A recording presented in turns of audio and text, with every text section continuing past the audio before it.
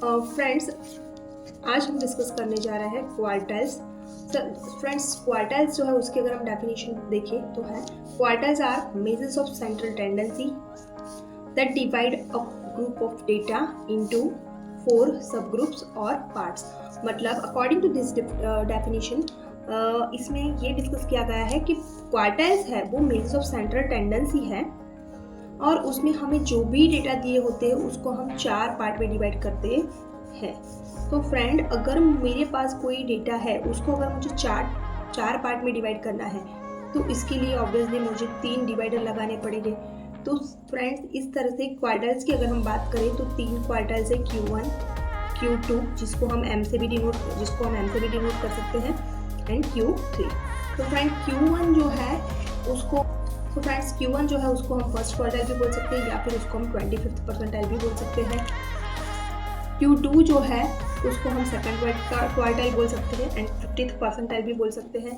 And Q3 जो है friends उसको हम थर्ड क्वार्टाइल या 75th परसेंटाइल भी बोल सकते हैं।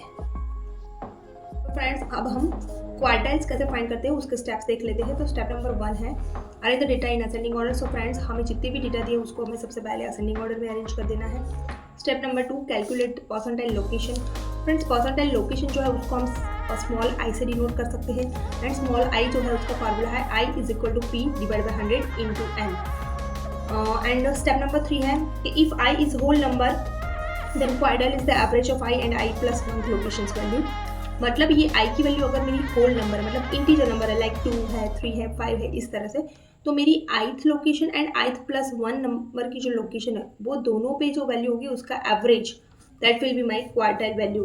और अगर आपकी जो I की वैल्यू है फ्रेंड्स वो अगर होल नंबर नहीं है, मतलब पॉइंट में आ रही है लाइक 2.3, तो उस केस में फ्रेंड आपको क्या करना है, 2.3 का जो नेक्स्ट इंटीजर है दैट इज 3, तो थर्ड लोकेशन पर जो वैल्यू है that will be your quartile value. या तो फ्रेंड आप उसके लिए एक दूसरा भी ऑप्शन है आपके पास कि भाई I की वैल्यू सपोज 2.3 है तो I + 1 कर देना है, मतलब 2.3 + 1 दैट इज 3.3। तो 3.3 का जो होल पार्ट है मतलब 3, उसको थर्ड पोजीशन पर जो हमारी वैल्यू होगी that will be our quartile. So friends, ये है हमारे क्वार्टाइल्स फाइंड करने के स्टेप्स। सो फ्रेंड्स, अब हम एक सिंपल एग्जांपल के through Q1, Q2 and Q3 की वैल्यू फाइंड करते हैं। फ्रेंड्स, यहाँ पे आप देख सकते हैं कि मेरे पास यहाँ पे टोटल मुझे 8 वैल्यूज दिए, 5, 12, 13, 23, 19, 14, 17 एंड 28। सो फ्रेंड्स, अभी हमने जो स्टेप्स देखे क्वार्टाइल फाइंड करने के उसके accordingly step number 1 was arrange the data in ascending order. तो फ्रेंड्स, मुझे ये जो भी डेटा दिए है उसको मैंने असेंडिंग ऑर्डर में अरेंज कर दिया है, 5, 12, 13, 14, 17, 19, 23, 28। मेक श्योर फ्रेंड्स कि आप डेटा को प्रॉपर वे से असेंडिंग ऑर्डर में अरेंज कर रहे हो, क्योंकि फ्रेंड्स अगर आपने डेटा को असेंडिंग ऑर्डर करने में कोई मिस्टेक कर दी तो हो सकता है कि आपका पूरा आंसर गलत आ जाए।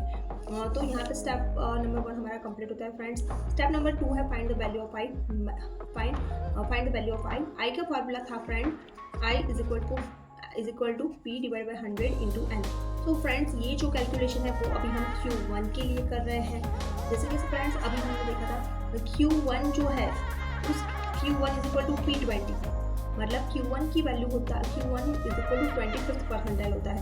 तो यहाँ पे फ्रेंड्स में ये Q1 के लिए ये जो P की वैल्यू है वो Q1 अगर हम फाइंड कर रहे हैं तो रहेगी 25, Q2 अगर हम फाइंड कर रहे हैं तो P की वैल्यू रहेगी 50 एंड Q3 अगर हम फाइंड कर रहे हैं तो P की वैल्यू रहेगी 75।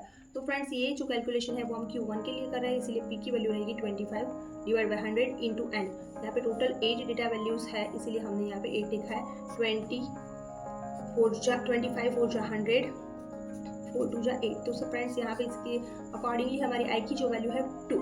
तो फ्रेंड्स, हमने यहाँ पे देखा था कि अगर हमें I की वैल्यू वो होल नंबर मिलता है तो उस केस में हमें I एंड I + 1 लोकेशन पर जो वैल्यू है उसका एवरेज फाइंड करना है। तो I की वैल्यू है 2, I + 1 हो जाएगा 2 + 1 दैट इज 3। तो फ्रेंड्स, यहाँ पे हमें फाइनल आंसर फाइंड करने के लिए करना है average of the ith and I + 1 location value. तो फ्रेंड्स, इसके अकॉर्डिंगली जो डेटा को हमने असेंडिंग ऑर्डर में किया है, अरेंज किया है, उसके अकॉर्डिंगली I मतलब सेकंड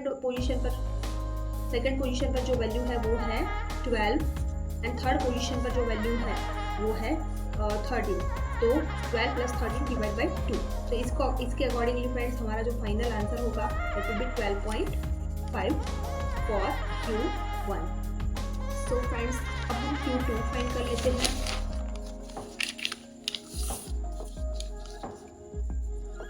फ्रेंड Q1 के लिए भी स्टेप नंबर 1 हमारा सेम रहेगा, arrange the data in ascending order. जो हमने ऑलरेडी Q1 फाइंड किया तब डेटा ऑलरेडी असेंडिंग ऑर्डर में अरेंज किया हुआ है। नाउ स्टेप नंबर 2 जो हमारी इंडेक्स फाइंड करने की फार्मूला है वो लिखनी P/100 इंटू एन। जैसे कि फ्रेंड्स मैंने आपको बताया था Q इज इक्वल टू होता है P50, इसलिए P की वैल्यू मेरी यहाँ पे रहेगी 50 Q2 के केस में, divide by 100 into N. 8 total number of data values 8 जो हमें दिया है, 52 जा 100 4 जा 8। तो इस तरह से फ्रेंड्स हमें फाइनली आई की वैल्यू मिल रही है 4। सो फ्रेंड यहाँ पे 4, तो ये भी एक होल नंबर है, तो उस केस में जैसे कि मैंने बात की थी कि अगर आई की वैल्यू मेरी 4 है तो हमें I and I plus 1th location पे जो वैल्यू है उसका एवरेज फाइंड करना है। तो यहाँ पे आई की वैल्यू 4, आई प्लस 1 हो जाएगा 5। तो फ्रेंड्स यहाँ पे हमने डेटा को जो असेंडिंग ऑर्डर में अरेंज किया था उसके बाद में 4th नंबर पर जो वैल्यू है दैट इज 4th नंबर पर वैल्यू है 14 एंड 5th नंबर पर वैल्यू है 17। तो 14 प्लस 17 का हमें फ्रेंड्स एवरेज फाइंड करना है। तो यहाँ पे हमें आंसर मिलेगा फाइनली 31 डिवाइड बाई 2। तो 15.5 is our answer for Q2। Friends ये जो Q2 है उसको हम मीडियन भी बोल सकते हैं, मीडियन कि जिसको हम स्मॉल कैपिटल एम से डिनोट कर सकते हैं। नाउ फ्रेंड्स Q3 के लिए हम कैलकुलेशन कर रहे हैं। तो फ्रेंड्स Q3 जो है उसमें भी स्टेप नंबर 1 सेम ही रहेगा। Q3 के लिए स्टेप नंबर 1 रहेगा arrange the data in ascending order. Data को हमने ऑलरेडी असेंडिंग ऑर्डर में अरेंज किया हुआ है। Now step number 2 P/100 into N. जैसे कि मैंने बात की थी Q3 is equal to P75। तो यहाँ पे P की वैल्यू है 75 divide by 100 into N. Total number of data value है 8। 25 3 जा 75, 25 4 जा 100, 4 2 जा 8, 3 2। इस तरह से फ्रेंड्स आई की वैल्यू है मेरी 6। सो फ्रेंड्स यहाँ पे as usual in whole number है आई की वैल्यू, तो 6th location value plus 7th location value divide by 2। तो फ्रेंड्स डेटा को जो हमने असेंडिंग ऑर्डर में अरेंज किया है उसके अकॉर्डिंगली डेटा 6 एंड 7 नंबर पर कौन सी वैल्यू 1 2 3 4 5 6 6 पर है 19 एंड 7 पर है 23। तो 19 एंड 23 का हमें एवरेज फाइंड करना है 19 प्लस 23 डिवाइड बाई 2। तो इस तरह से फ्रेंड हमारा फाइनल आंसर रहेगा 9 प्लस 3 12.4। तो इस तरह से फ्रेंड्स हमें फाइनल आंसर जो है Q3 का वो मिल रहा है 21। तो फ्रेंड यहाँ पे हमने क्वार्टाइल्स और ओनली एक्साइज गिवन केस के लिए फाइंड किया है quartiles for XI given cases. So friends यहाँ पे आप देख सकते हो कि मुझे XI एंड FI दिया हुआ है और मुझे क्वार्टाइल्स फाइंड करने हैं, मतलब Q1 Q2 and Q3 find करना है। सो फ्रेंड्स जब भी मुझे XI FI दिया हो, सो फ्रेंड्स सभी भी हमें XI एंड FI दिया हो और हमें Q1 Q2 and Q3 find करना है, सो फ्रेंड्स उस केस में हमें CFI का कॉलम एक्स्ट्रा ऐड करना है।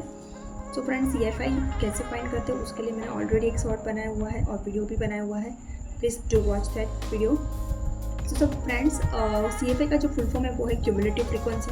क्यूमुलेटिव फ्रीक्वेंसी फाइंड करने के लिए फ्रेंड्स सबसे पहले क्लास की सबसे पहली जो XI है उसके लिए जो FI होगी that will be our CFI for first XI। Then after 1 + 3 4, 4 + 5 9, 9 + 7 16, 16 + 10 26, 26 + 3 29, 29 + 3 30, 30 + 31 plus 30 + 1 31। So friends यहाँ पे आपको ये चीज़ का एक खास करके ध्यान रखना है कि आपकी FI की जो कॉलम है उसमें उसका जो सम होगा that should be your CFI for the last class और XI। अगर फ्रेंड ये दोनों वैल्यू मैच नहीं होती है तो समझ लेना आपका CFI फाइंड करने में कहीं मिस्टेक हुई है। तो फ्रेंड अब हम फाइंड कर रहे हैं Q1। तो फ्रेंड्स Q1 की जो फार्मूला है XI and FI given cases के लिए वो है n+1 divide by 4th term. 4th term भी लिख सकते हो, 4th आइटम भी लिख सकते हो, सबका मीनिंग अल्टीमेटली सेम होता है।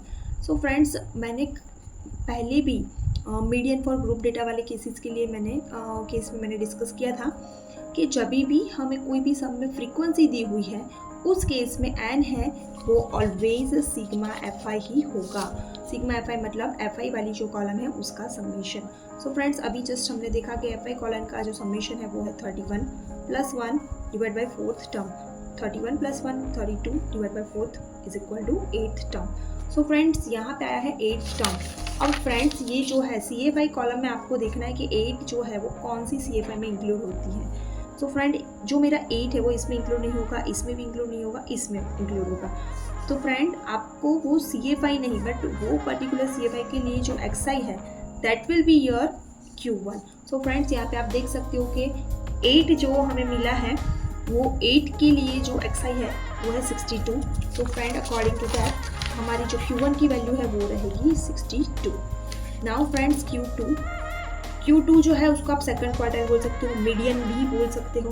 तो फ्रेंड्स मीडियन का फार्मूला है n+1 divide by 4। So friends median का फार्मूला है 2 × n+1 divide by 4th term. तो फ्रेंड्स यहाँ पे 2 2 जा 4 होता है, इसीलिए आप मीडियन की मतलब Q2 की डायरेक्ट फार्मूला ऐसे भी लिख सकते हो n+1 divide by 2th term, या तो फिर डायरेक्टली इस पर वैल्यू रखोगे तो भी आंसर सेम ही मिलेगा। तो इसके अकॉर्डिंगली फ्रेंड्स यहाँ पे आपको 16th टर्म मिल रहा है। तो 16th टर्म जो है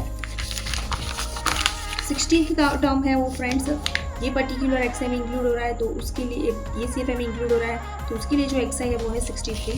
तो फ्रेंड हमारी जो Q2 की वैल्यू है वो है 63। नाउ फ्रेंड्स Q3 जिसका फार्मूला है